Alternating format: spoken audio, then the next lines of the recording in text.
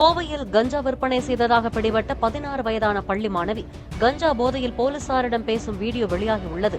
தாம் பள்ளியில் கஞ்சா விற்பனையில் ஈடுபட்டதாகவும் அதனால் கைது செய்யப்பட்டு சிறை சென்று வெளியே வந்து மீண்டும் நண்பர்களுடன் சேர்ந்து கஞ்சா விற்றதாகவும் சலனமின்றி பேசும் காட்சிகள் அதில் பதிவாகியுள்ளன.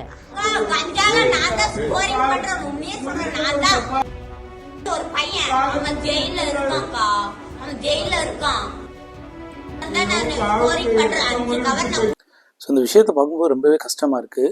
இந்த குழந்தைக்கு தேவை தண்டனை கிடையாதுங்க, அதை தாண்டி கவுன்சிலிங் ரொம்பவே முக்கியங்க.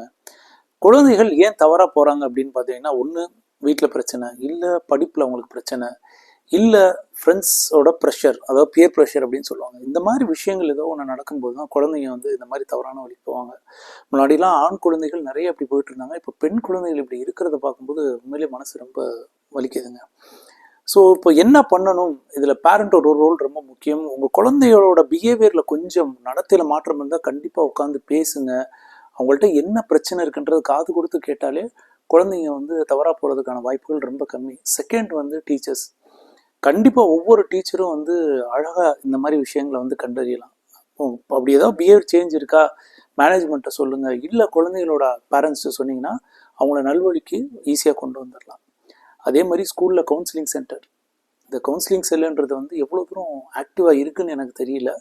அப்படி இருந்துச்சுன்னா நிறையா குழந்தைகளோட லைஃப்பை நம்ம கண்டிப்பாக காப்பாற்றுறாங்க.